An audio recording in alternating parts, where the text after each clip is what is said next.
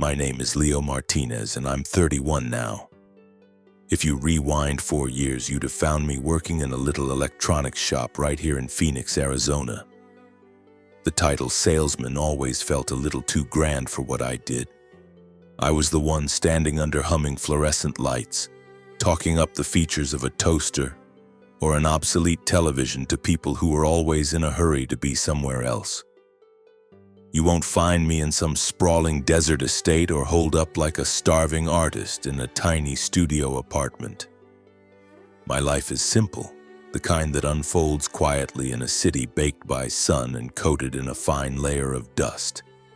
But that ordinary surface is a lie. Beneath it, I carry these wounds that refuse to close.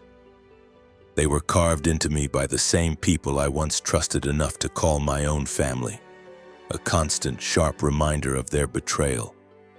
This city holds no mysteries for me. Phoenix is where I took my first steps. I grew up on one of those suburban streets that look like they're straight out of a catalog.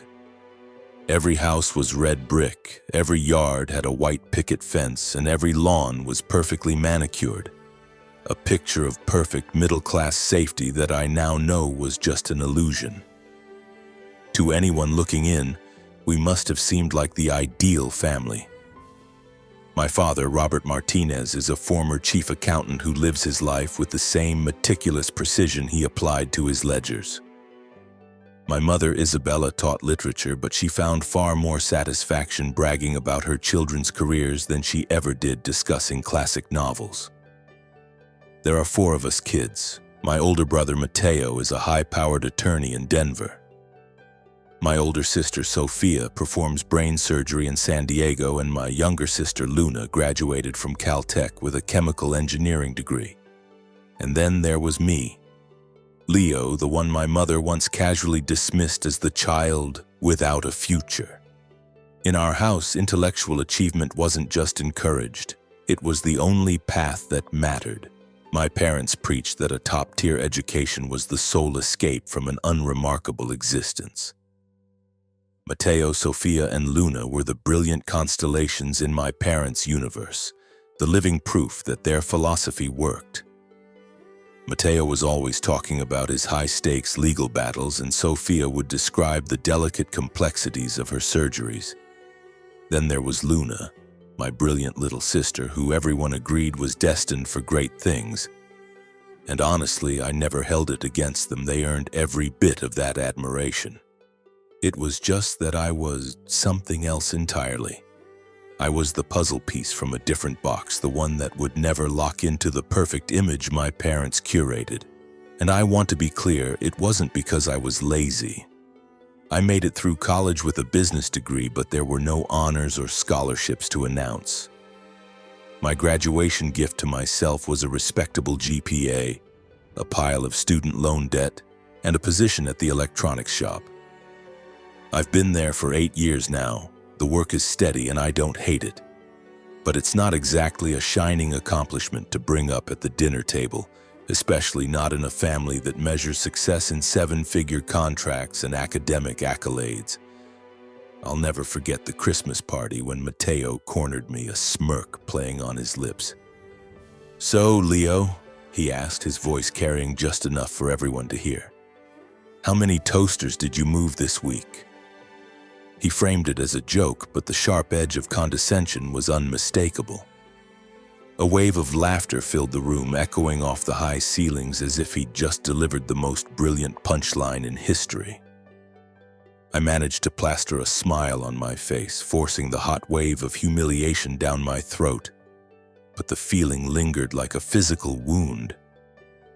It wasn't even Mateo's words that cut the deepest. It was the look that followed from my parents.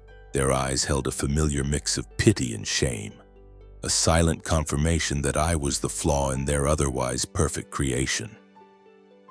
They never had to say it out loud, but I could hear their thoughts as clearly as if they'd shouted them.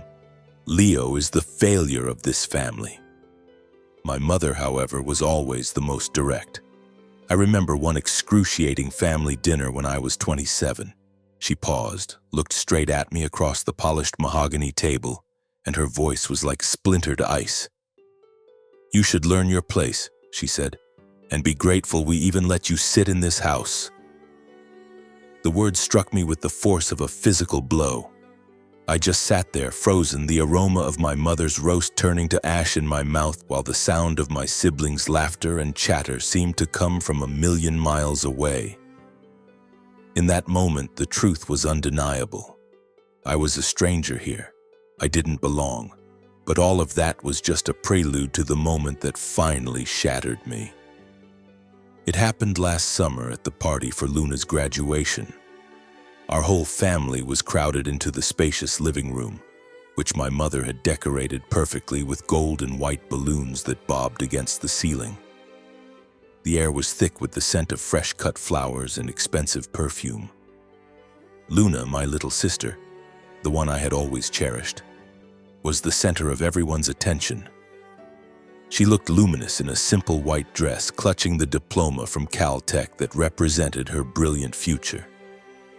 My parents were glowing, endlessly recounting how 3 major corporations were already fighting over her, offering salaries that made my own yearly income look like a rounding error.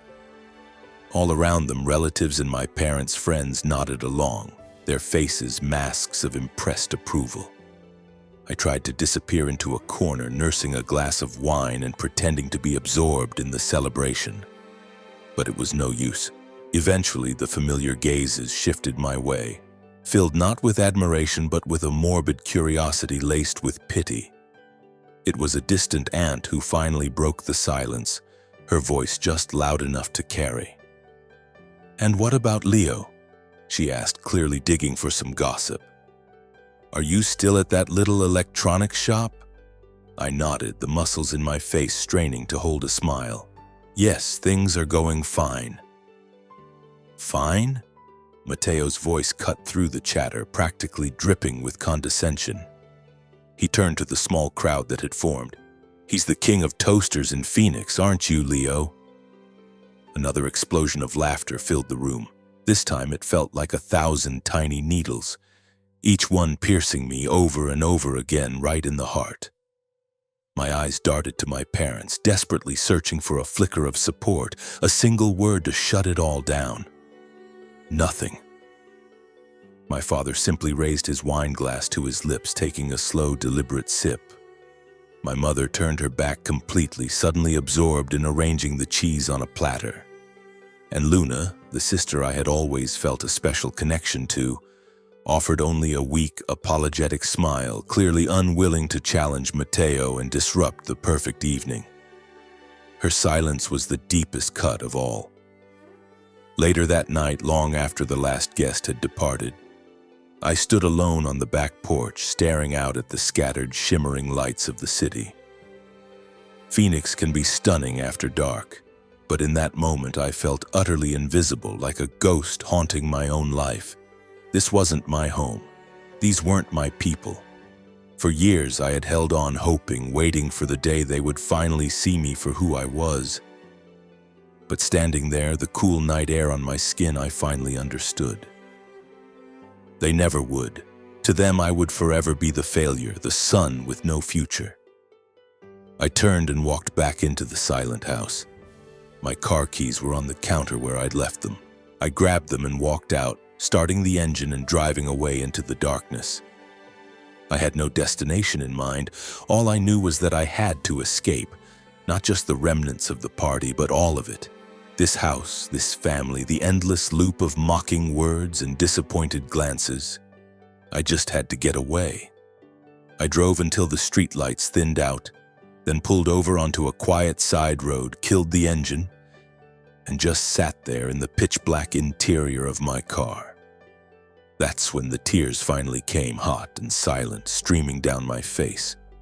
It wasn't sadness that I felt, not really. It was a raw, boiling anger. It was the crushing weight of helplessness. It was the sickening realization that for my entire life, I had allowed these people to dictate my value. I had let my own family tell me I was worthless, and I had believed them.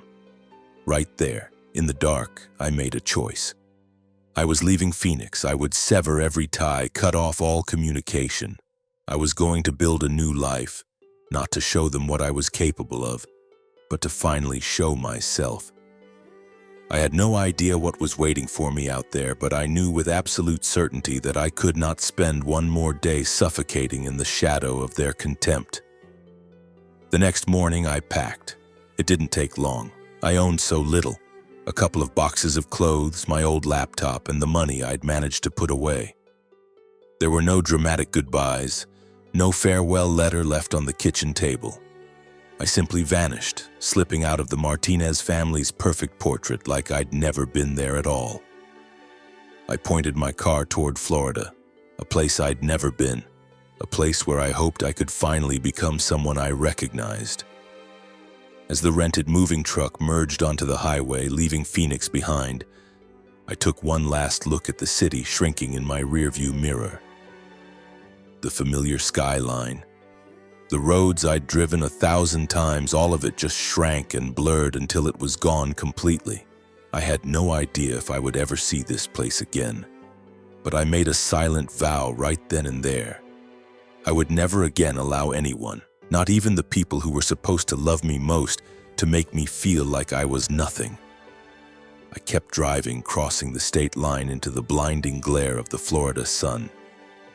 It hit my eyes with such intensity that I had to squint, as if the light itself was trying to erase the past.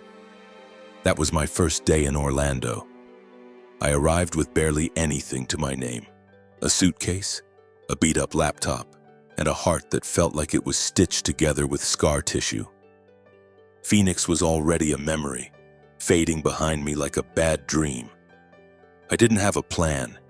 I didn't know a single soul, and I had no family to call. All I had was the fierce, desperate resolve to stop my past from owning my future. Orlando felt like another planet compared to Phoenix. The city was electric, humming with the constant thrum of theme parks, the sway of palm trees lining every boulevard, and the palpable energy of people chasing big, colorful dreams. For me, though, it wasn't about the magic or the excitement. It was simply a blank page, a place where I could finally begin again. I found a small apartment, the cheapest one I could find, in a building that had seen better days. The walls were stained, and there was a permanent faint smell of dampness in the air. My bed was just a mattress on the floor, and my desk was a wobbly folding table I picked up at a second-hand shop. But I never once complained. After years of withering glances and cold shoulders, this tiny, musty room felt like a palace. It was mine. The first job I landed was an entry-level position as a real estate agent at a little firm called Palm Vista Realty. It was far from a glamorous career, but for someone starting from scratch in a new city, it was a lifeline.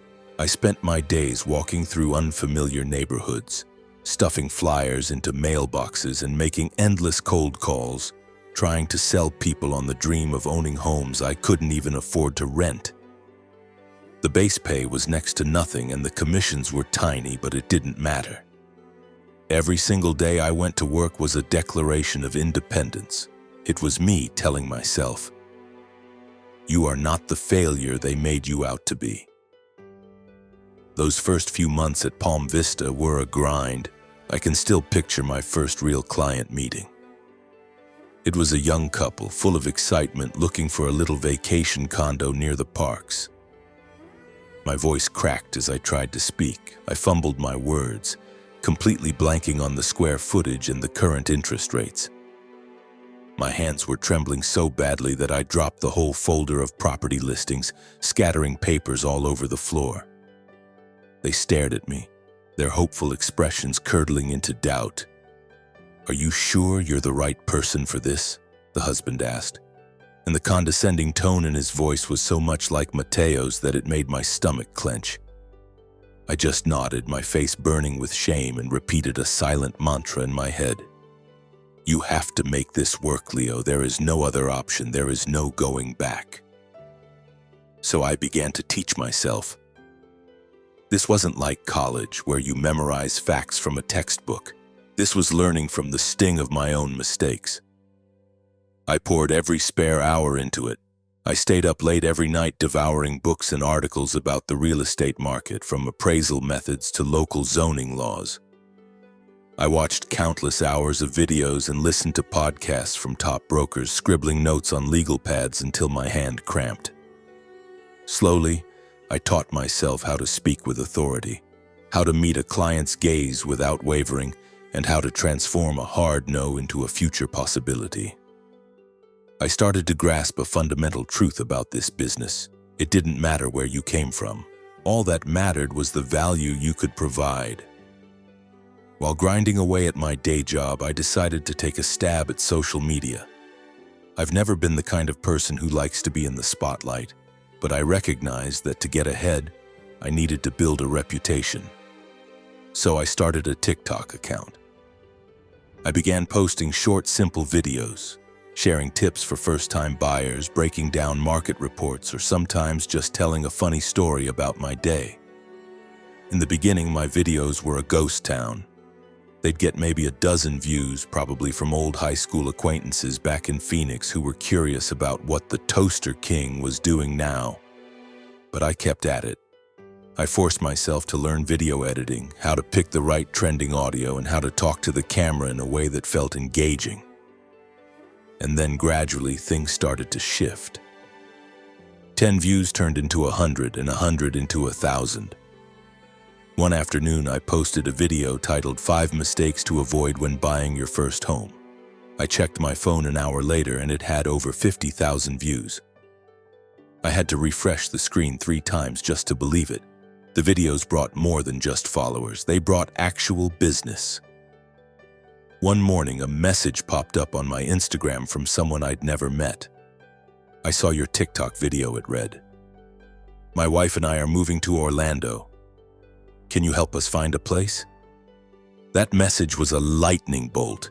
It was the first time I truly understood the incredible power of creating your own platform. After that, I threw myself into my work with a new kind of intensity. Not just at Palm Vista, but on building my professional identity.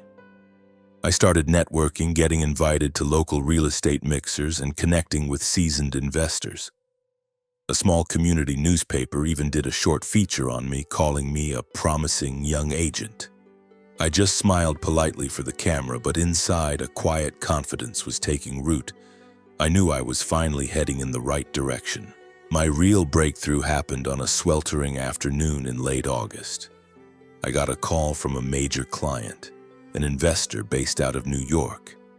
He wanted to acquire a large parcel of land in the Orlando suburbs for a new resort development. My heart hammered against my ribs. I had absolutely zero experience with deals of this magnitude, but I refused to let fear get the best of me. I pushed aside my self-doubt and dove in, working day and night to prepare. I spent weeks buried in research, compiling everything from complex zoning maps to detailed profit and loss projections. I was determined to be ready. The day we met to sign the contract, I stood before him in a cheap suit I'd borrowed from a coworker, my palms sweating. I delivered my presentation as if my entire life was riding on that single moment, because in a way, it was. When he finally nodded and put his pen to the paper, I swear my heart stopped beating for a second. That one deal landed me my first ever 6-figure commission check. I took that money, and instead of buying a flashy car or a bigger apartment, I invested it. I poured every dollar into another parcel of land on the outskirts of Orlando. It was a massive gamble, but I trusted the exhaustive research I'd done, relying on every hard-won lesson from the past few years. 3 months later, a national development corporation bought that land from me for twice what I paid. That night, for the very first time, I logged into my bank account and saw a number with 6 zeros. I just sat there in my tiny, cramped apartment, staring at the screen with tears streaming down my face. I wasn't crying about the money itself, and I was crying because I had finally done it. I had achieved something that my own family had insisted was impossible for someone like me. But I didn't let the success go to my head. I didn't change my life. I kept living in my small apartment, wearing the same ordinary clothes and cooking my own dinners. I didn't feel the need to flaunt my success because this journey was never about impressing anyone else. It was about proving something to myself. There was, however, one secret goal I held on to, one thing I was working toward for someone else. A special gift for my father. For all his coldness and harsh judgment, my father had once years ago confessed a secret dream to us kids. "Before I die," he'd said, a rare, wistful look in his eyes, "I just want to drive a real supercar one time." He'd always talked about a Lamborghini, so I decided I would buy him that car for his 65th birthday. I even passed on a couple of promising investment deals so I could put that money aside. Looking back, I'm not entirely sure why I was so determined to do it. Maybe some small, buried part of me still harbored a foolish hope that a grand gesture like that could finally make them see me. 3 years passed here in Florida. In all that time, I never once initiated contact with my family. My mother and Luna sent a handful of texts in the beginning, to which I sent only brief, vague replies saying I was starting over. As far as I could tell, I had simply faded from their world, and maybe it didn't even register. But I didn't care. I was too busy building my new life, too focused on becoming the person I was always meant to be. By then, Phoenix had become a distant, hazy memory, like a dream I wasn't sure I wanted to remember. Then one morning in early autumn, as I sat in my small office in Orlando, the warm sunlight slanting through the blinds, my phone buzzed. A message. It was from my father. "I'm turning 65 this year," it read. "The whole family is getting together. If you have time, you should come back." Then tacked on at the end were the words that stopped my breath. "But it's probably better if you don't, to avoid any embarrassment." I just stared at the screen, a familiar tightness seizing my chest. Even as simple text, those words sliced right through me, tearing open wounds I thought had long since healed. To avoid embarrassment. I could practically hear his voice, cold and dripping with that old, familiar condescension, as if my very existence was a stain on their reputation. A huge part of me wanted to just hit delete and go on with the life I had so carefully constructed here in Florida. But there was another part, a smaller, weaker part that I hated, that still craved their acceptance. And that part wouldn't let me ignore it. For 3 years, I had been working towards this one moment. I had been saving for a specific gift. A metallic silver Lamborghini, the car my father had always dreamed of. I had poured my energy into making it happen, even passing up profitable deals to make sure I had the money set aside. It was never about showing off. It was about a desperate hope that for once, just once, my father would look at me with something other than disappointment. That he might see me with pride or even just respect. I knew how naive it sounded, but that single, foolish dream was the last fragile thread connecting me to the idea of family. The day I finally went to buy the car, the Orlando sky was a piercing, cloudless blue. I drove my beat-up sedan to a high-end dealership downtown, a palace of glass and steel where the cars were arranged like priceless sculptures. The moment I walked in, dressed in a simple button-down and jeans, I felt like an intruder. The salespeople, all dressed in perfectly tailored suits, gave me a quick, dismissive once-over. I couldn't even blame them. I looked nothing like their typical clientele, nothing like someone who could afford a car that cost $500,000. "Can I help you, sir?" one of them asked, his polite tone failing to mask his skepticism. "How can I help you today?" A young salesman with a name tag that read Daniel walked toward me. He was professional, but I could see the flicker of doubt in his eyes. "I'm here to see a Lamborghini," I said, trying to keep my voice even. "A Huracan Evo, to be specific, in silver." Daniel blinked, the surprise evident on his face. "The Huracan Evo, an excellent choice. Would you like to take a look at our floor model, or—" "I'd like to buy it," I interrupted, allowing myself a small smile. If you have one available, I'll need it delivered as soon as possible. He led me to a car perched on a rotating platform in the center of the showroom. Its metallic silver finish caught the bright lights, shimmering like liquid mercury. My heart started hammering in my chest. It was even more stunning in person than in the pictures. It looked powerful and aggressive, a machine built to demand attention. In my mind, I saw a flash of my father sitting in the driver's seat, a genuine, unforced smile spreading across his face, and I saw myself standing next to him, feeling for the first time in my life like I was truly his son. "So you're sure this is the one?" Daniel asked, his voice now filled with genuine excitement instead of skepticism. "This is a custom order, you know," he continued, launching into his pitch. "Alcantara leather interior, V10 engine, 640 horsepower. The base price is $485,000 before any options." "I'll take it," I said again without a moment's hesitation. "But I do have one special request. This car is a gift, and I need it delivered to Phoenix, Arizona on the exact date of my father's birthday. It has to be a complete surprise." Daniel nodded, already pulling out a small notepad. "That's a fantastic idea. We can arrange for enclosed transport. Keep it completely under wraps until the big moment. Do you want to add any special touches to the reveal? We can do a curtain drop, even a small light show when it's unveiled." I considered it for a second. I didn't want it to be tacky, but I did want the moment to be burned into their memories forever. "I want it delivered in a sealed shipping container," I said finally, "parked right on the street in front of my father's house. When it's time for the gift, I want the container doors to swing open, revealing the car inside. But the key, I want to be the one to hand it to him. I'll put it in a small, plain gift box so no one has any idea what's coming." Daniel grinned, clearly getting into the spirit of it. "Very classy. We can get a custom container wrap with the Lamborghini logo, maybe even add some theatrical smoke when the doors open for effect. And the key, how should we present it?"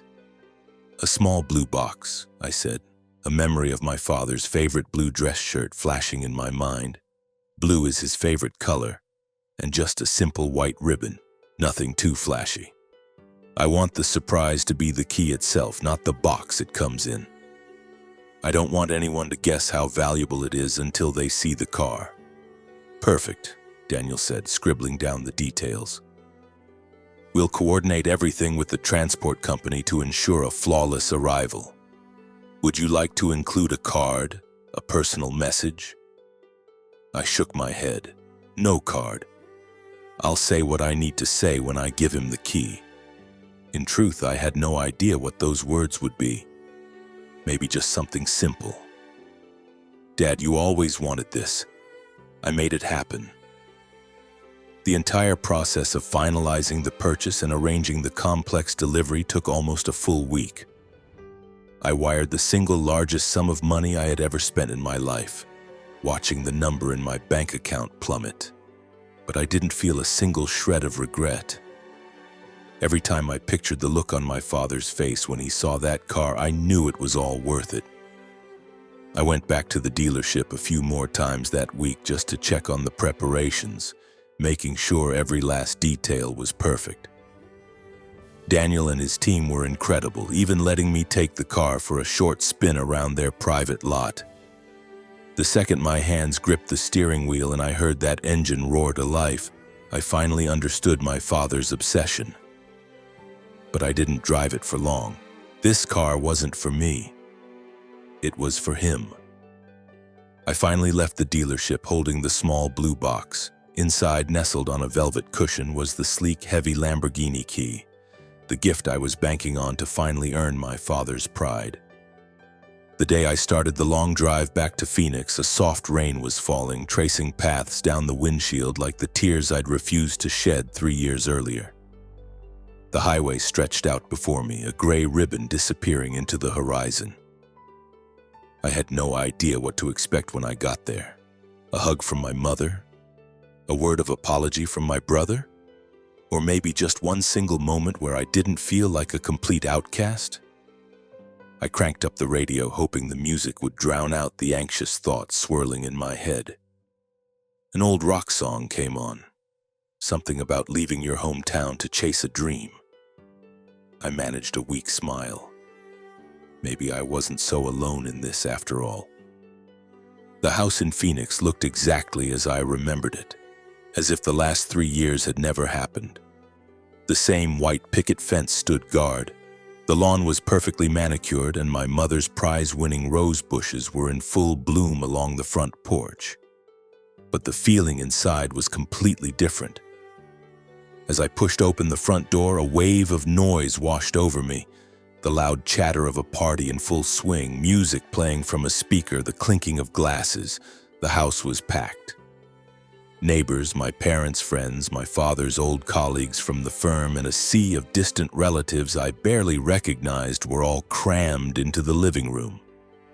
I just stood there in the doorway, clutching the small blue box, feeling like an intruder who had accidentally wandered into the wrong house. "Leo!" A voice snapped me out of my trance. It was my mother. She was standing across the room in an elegant silk dress, a glass of champagne in her hand. Her eyes met mine, but there was no warmth in her gaze, only surprise. "You actually came," she said, her voice flat. "Yes," I answered, fighting to keep my own voice from shaking. "I wanted to be here for Dad's birthday." She just nodded once, then immediately turned back to the woman she'd been talking to, dismissing me as if I were a waiter. I saw my father holding court in the center of the room, looking exactly the same, though his hair was more silver now. He was telling some story from his accounting days, his voice booming over the party noise. He caught my eye for a fraction of a second, gave a curt, almost imperceptible nod, and then went right back to his anecdote. No handshake, no smile, nothing. A familiar heaviness settled in my chest, but I shoved it down. "This isn't about you," I told myself. "This is for Dad." Matteo and Sophia made their grand entrance a few minutes later, looking like they'd just stepped off a movie set. Matteo, in a ridiculously expensive suit, was already regaling a small crowd with a story about his latest high-profile case in Denver. Sophia, her blonde hair perfectly styled, was describing a complicated brain surgery she'd just performed. And there was Luna, my youngest sister, as radiant as ever, surrounded by a circle of her friends from Caltech, laughing at something one of them had said. They all glanced my way, but their expressions were no different from my parents'. That same old blend of detached curiosity and faint disdain. "Still selling toasters, Leo?"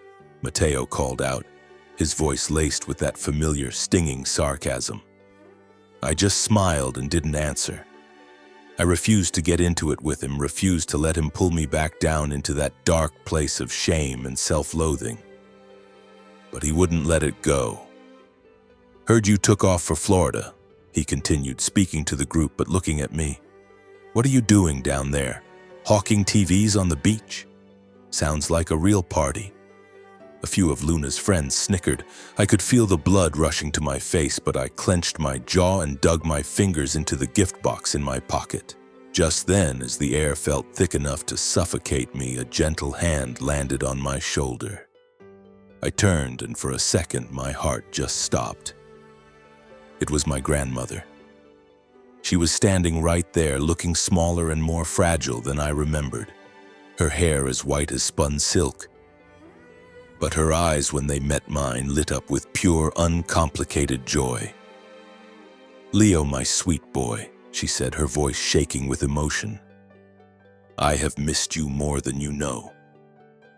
I wrapped my arms around her, burying my face in her shoulder and breathing in the familiar, comforting scent of her lavender soap. My grandmother was the one person in this entire family who had ever looked at me without judgment.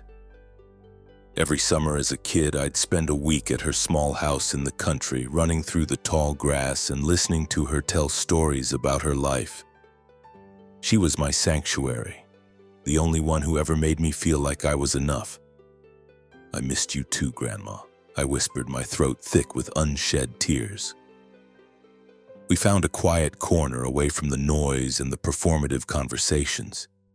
She asked me all about my life in Florida, about my work, about everything I'd been through, and I told her not to boast, but because I wanted her to know that I was finally, truly okay. She just held my hand and smiled, her eyes crinkling at the corners. "You were always a special boy, Leo," she said softly. "Don't you ever let anyone convince you otherwise." A little while later, the music softened, and my mother announced it was time for the gifts. A hush fell over the living room as everyone gathered around my father. In the corner, a long table was draped in a white silk cloth, piled high with lavishly wrapped presents. There were boxes covered in shimmering paper and tied with gold ribbons, and others in ornately carved wooden cases. My father stood beside the table, a proud, satisfied smile on his face as he read the name on each gift before opening it. First was a 30-year-old bottle of Bordeaux from Matteo. My father held it up for everyone to see, and a wave of impressed murmurs rippled through the crowd. Next came a set of custom limited edition golf clubs from Sophia, followed by a valuable antique map from Luna. Each gift was more extravagant than the last, each one earning appreciative nods from the guests. And then my father picked up the last box. He read the tag, "From Leo Martinez." The room fell silent. He held up the small blue box, a look of confusion on his face. Then he let out a short, derisive laugh. "What's this supposed to be?" he asked the room. "A paperweight? Or some little toy from that store of yours?" A fresh wave of laughter, sharp and cruel, echoed through the room. He shook his head, still smirking, and tossed the box into a corner of the table without even bothering to open it. Then he simply moved on, as if my gift, as if I didn't exist. I felt the floor drop out from under me. That little box, the one that held 3 years of my hope and hard work, had just been dismissed like a piece of garbage. I wanted to scream. I wanted to tell every single person in that room that I was not a failure. But the words wouldn't come. I was paralyzed, my heart fracturing into a million pieces. My grandmother, the only person in that entire house who was really looking at me, gently squeezed my hand. "Are you all right, Leo?" she whispered, her eyes full of worry. I managed to nod, but the smile I tried to give her felt like broken glass. "You don't have to stand for this, you know," she said, her voice soft but firm. I looked at her, the words, "I've been standing for this my whole life," on the tip of my tongue. But I held them back. I knew this wasn't over. Taking a deep breath, I walked over to the gift table and picked up the small blue box my father had cast aside.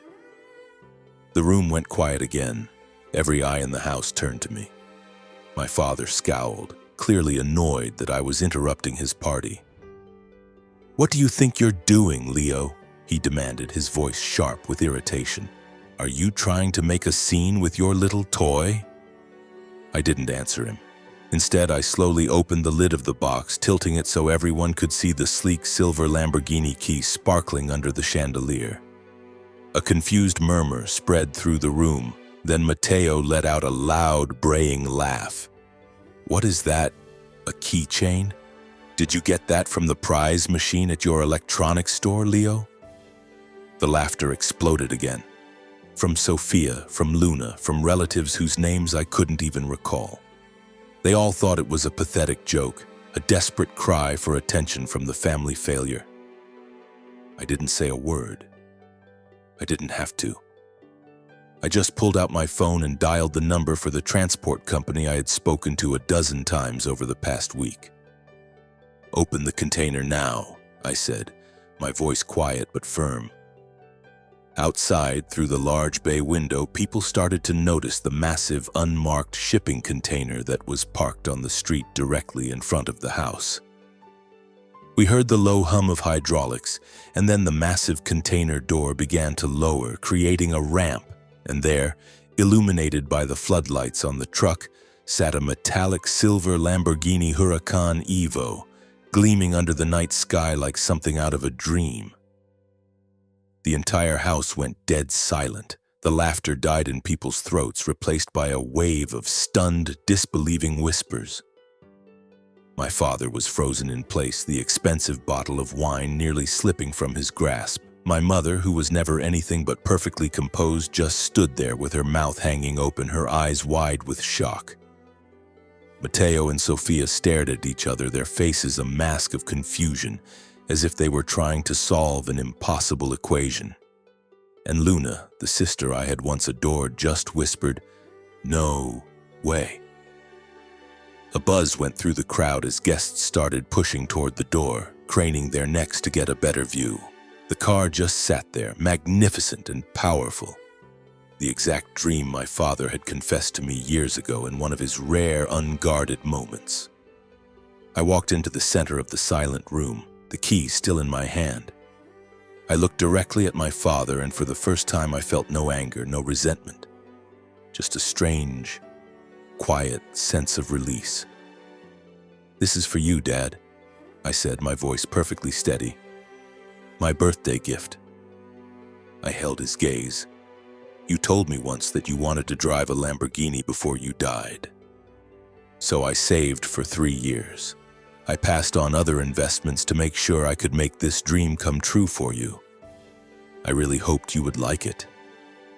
But it seems I was wrong." No one said a word.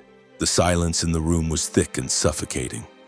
My father's eyes darted from my face to the car gleaming outside and then back to the key in my hand. I waited. For anything. An apology. A thank you. Even just a nod of acknowledgement. But he gave me nothing.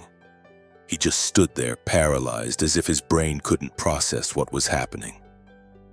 I turned to my grandmother. She was beaming, her eyes shining with tears of pride. "You did a wonderful thing, Leo," she said, her voice a warm embrace. I just nodded, feeling in that moment that she was the only person on earth who actually saw me. Without saying another word, I turned and walked out the front door. I crossed the lawn, opened the scissor door of the Lamborghini, and slid into the driver's seat. I pressed the ignition, and the engine exploded to life with a ferocious roar that seemed to rip through the stunned silence of the party. I glanced back at the house one last time and saw my grandmother standing in the doorway. She was waving, that proud, loving smile still on her face. And then I pulled away from the curb, leaving that house, that family, and all the years of pain behind me. As the car surged through the familiar streets of Phoenix, a profound sense of freedom washed over me. I didn't need their approval anymore. I didn't need a proud look from my father, an apology from my mother, or an ounce of respect from my siblings. This car, this gift that I had poured my heart and soul into, was never about begging for their love. It was about proving to myself, and only myself, that I had the power to make dreams come true. Anyone's dreams. The sound of the engine thundering down the highway was the sound of my own liberation, but inside, I was a wreck. I felt a confusing mix of triumph and deep, aching pain. I had done the impossible. I had stood up to my family, given my father the one thing he always wanted, and walked away with my dignity intact. But all that was left in its place was a hollow, gaping emptiness in my chest. I couldn't tell if I had just won a great victory or if I had finally, irrevocably cut the last tie that bound me to my past. Later that evening, I was sitting alone in a room at a 5-star hotel in downtown Phoenix, lost in a fog of thoughts when my phone screen lit up. It was Luna, my youngest sister, the one I had once believed was on my side. I stared at her name, my thumb hovering over the green answer icon. Part of me screamed to ignore it, to block her number and sever the connection for good, just like I should have done 3 years ago. But that other part of me, that weak, foolish part that still ached for some kind of family, made me answer. "Leo?" Luna's voice was small and shaky, all of its usual breezy confidence gone. Are you okay?" A dry, humorless laugh escaped my lips. "I'm fine," I said, my own voice surprisingly calm. "Why are you calling?" There was a long pause on the other end of the line, as if she was trying to assemble the right words. I wanted to say I'm sorry," she finally stammered. "For tonight. For the way everyone treated you. For the way I treated you." I didn't answer right away. I just listened to the silence on the line. I could still see her face in my mind. The way she looked away when Matteo made his cruel jokes. The slight, dismissive smile she wore when everyone laughed at my small gift. But the voice on the phone now didn't sound like it was faking. It sounded broken, full of genuine remorse. "What happened after I left?" I asked, not sure I even wanted to hear the answer. Luna took a shaky breath. "After you drove away, the whole house went completely silent. Nobody spoke for what felt like forever. Dad just stood by the window, staring out at the empty street like he was in a trance. Mom kept muttering to herself, saying things like, 'That couldn't have been Leo.' Matteo and Sophia immediately started fighting, blaming each other for how they'd treated you. And the guests, they were all buzzing. People were whispering, asking where you could have possibly gotten the money for a car like that. A few of them even said they'd seen your videos online, that you were some kind of big shot in Florida real estate." My knuckles were white from gripping the phone. I felt a crushing pressure in my chest. "And then what?" I asked, my voice barely a whisper. "After the guests finally left," Luna continued, her voice dropping even lower, "we all just sat there in the living room. Dad didn't say a word. He just kept staring at the empty spot on the table where your little blue box had been. Mom pulled out her phone and searched your name online. And that's when they saw it all." Her voice cracked as if she was about to cry. "They saw your TikTok account with all those followers. They saw the videos of you with those real estate executives, the live interviews where you were analyzing the market. They saw everything. No one could believe it was you. Matteo kept saying it had to be a different Leo Martinez. Sophia didn't say a word. Her face was white as a sheet. And Dad just sat there staring at the phone, completely silent. I closed my eyes, letting her words wash over me. I could see them all so clearly in my mind. The family who had branded me the one without a future, gathered together, finally forced to face a truth they couldn't deny. I was not the failure they had created, but instead of the victory I had imagined, all I felt was a profound, aching hollowness. "So now they know," I said, and my voice was colder than I meant it to be. "So now what, Luna?" I asked. "What do they want from me now?" I don't know," she whispered, her voice thick with unshed tears. I wanted to tell you that I'm sorry. I was so wrong. I should have stood up for you. I always knew you were special, but I let Matteo and everyone else get in my head. I want you to know that I'm so proud of you, Leo." I didn't say anything for a long moment. Her apology was something I would have given anything to hear just a few years ago. Now it felt distant, like words carried on the wind. "Thank you, Luna," I said finally, not sure if I meant it, but I have to go. "Leo, wait," she started, but I had already ended the call. I stared at the blank, dark screen of my phone, feeling as though I had just shut a heavy door. Not on my family, but on the old version of myself, the one who had spent his whole life hoping and waiting for them to finally see him. The next day, I drove the Lamborghini all the way back to Orlando, leaving Phoenix and its ghosts in my rearview mirror. In the weeks that followed, I tried to slip back into my normal life. I went to my office. I met with clients. I filmed new videos for my channel and kept working on my business. But a knot of anxiety tightened in my stomach every time my phone buzzed. I was terrified it would be a message from one of them. And then, as predictably as a summer thunderstorm, the messages started coming. The first was from Mateo, a short formal text, exactly what you'd expect from a high-powered lawyer. Leo, I heard about your success in Florida. Very impressive. Give me a call when you have a minute. We should talk. I stared at his name, my thumb hovering over the reply button, but I couldn't bring myself to type. I knew Mateo. He wasn't interested in me. He was interested in my network, in the new connections I might represent. I deleted the message without a second thought. Sophia sent a long, rambling email full of flowery language about how she'd always known I had it in me, how proud she was of everything I'd accomplished. But I could still see her face at that party, the smug little smirk she wore when Mateo was tearing me down. Her words felt hollow and insincere. I didn't write back. My mother was the next to reach out. One morning I was sitting at my desk sipping my coffee when my phone rang. Her name flashed on the screen. My heart hammered against my ribs, but I let it go to voicemail. A minute later, a notification popped up. I listened to the message. Leo, honey, it's Mom. Her voice was shaky, uncertain. I just want to talk. I am so proud of you. Please call me back when you get this. I played it again and again, listening for any trace of genuine feeling. But all I could hear was the awkward, stilted sound of someone trying to correct a mistake they didn't even understand.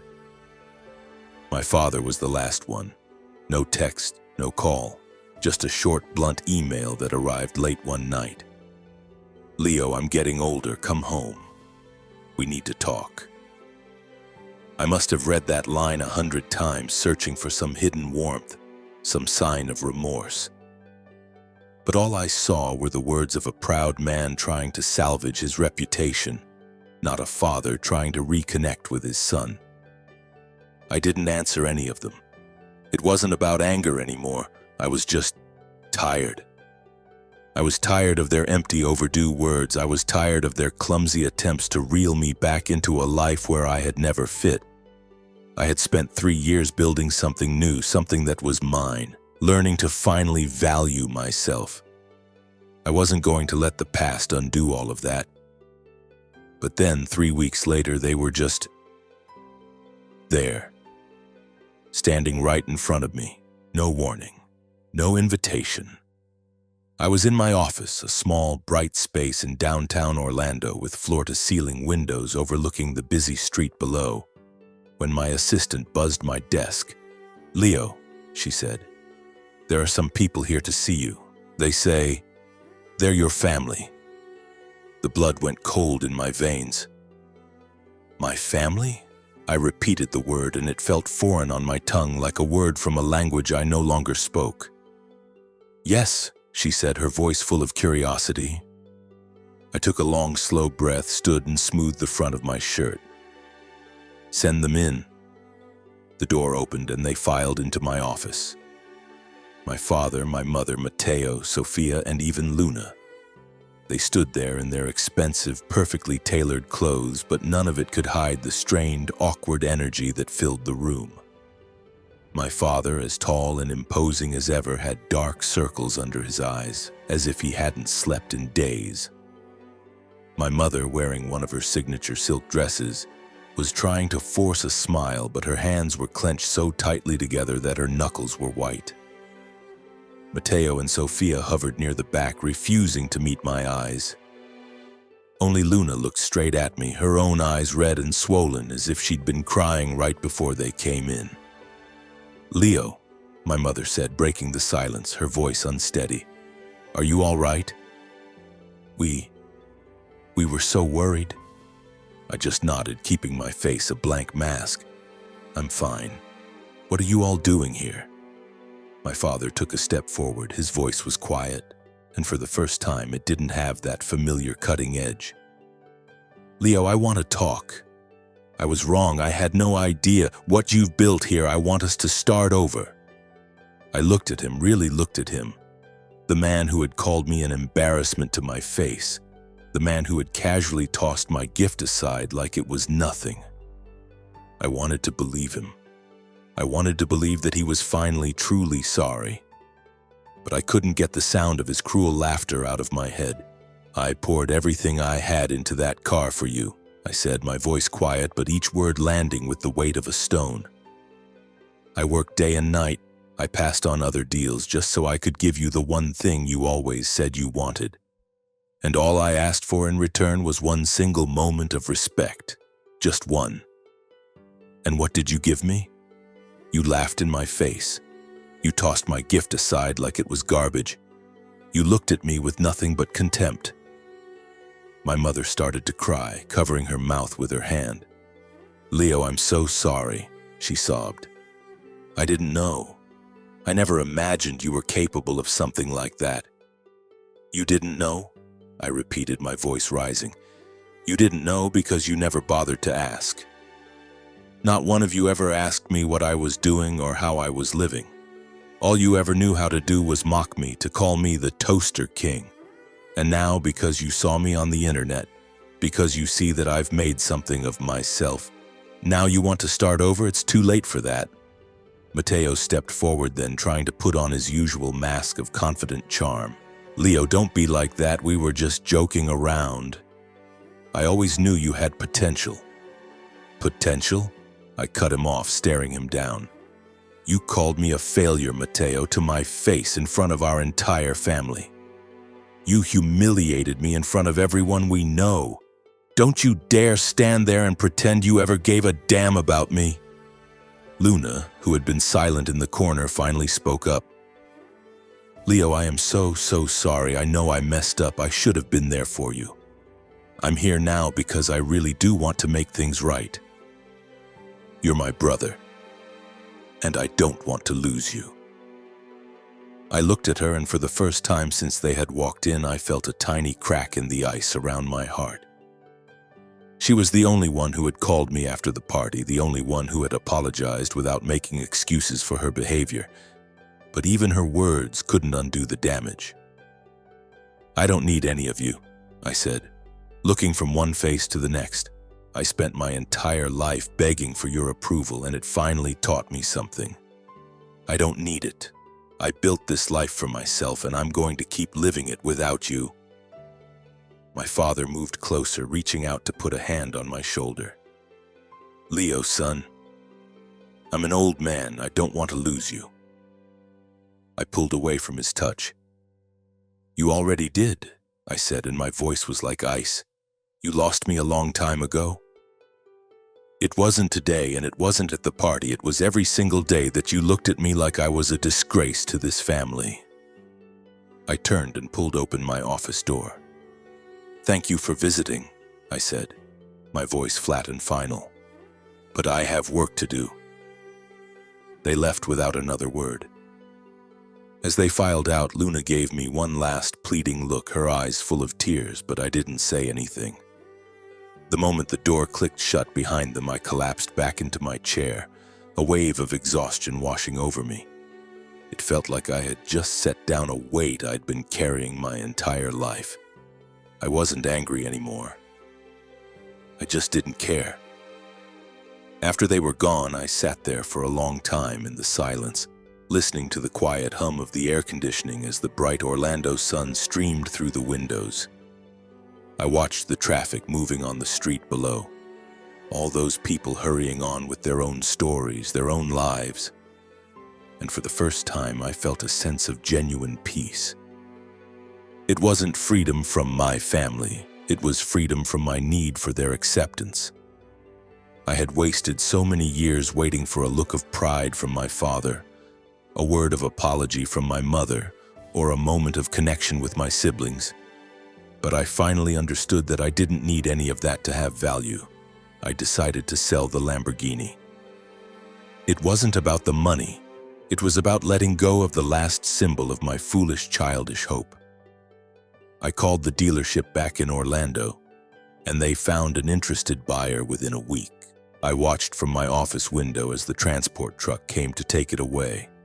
And as it pulled out onto the street and disappeared, I felt the final pages of a long, painful chapter of my life turning over. I didn't keep a dime of the money from the sale. Instead, I used all of it to fund a project I had been thinking about for a long time. a small foundation to provide grants and mentorship for young people who had been cast out by their families. Kids like me, who had been made to feel like they didn't belong. I wanted to give them the support they needed to build their own lives, to prove to themselves that they could write their own stories. But there was one last dream I needed to fulfill. Not for my father and not for my family. This one was for the only person in that house who had ever truly loved me for who I was. This one was for my grandmother. She had always dreamed of retiring to a small farm in the country, a place where she could wake up to the sound of roosters crowing and spend her days tending a garden. The summers I spent at her little house when I was a boy were the only truly happy memories of my childhood. She was the one who taught me how to plant tomatoes, how to feed the chickens, how to find constellations in the night sky. She deserved to have her dream. This wasn't a gift to make a point or prove my worth, it was just for her.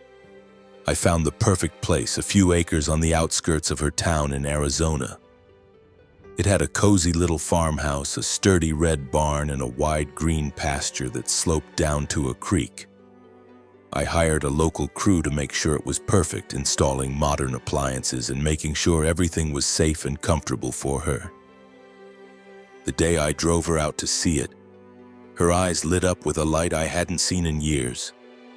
It was like she was a young girl again, seeing her future unfold right in front of her. "Leo," she whispered, her voice thick with emotion, "you did all of this for me?" I just squeezed her hand and smiled. "I want you to be happy, Grandma," I said, "the way you always made me feel." In one of my last videos of that year, I told my story. Not to brag about my success or to air my family's dirty laundry, but to send a message to anyone out there who might be trapped in a toxic situation. I told them to be brave enough to walk away from whatever is causing them pain, even if it's the people who are supposed to love them the most. Family doesn't get to decide who you are. You are the only one who gets to define yourself. That video was shared millions of times. I got thousands of messages from people all over the world telling me that my story had given them the strength they needed to change their own lives. So what about you? Is there a story you need to tell? I'd love to hear it.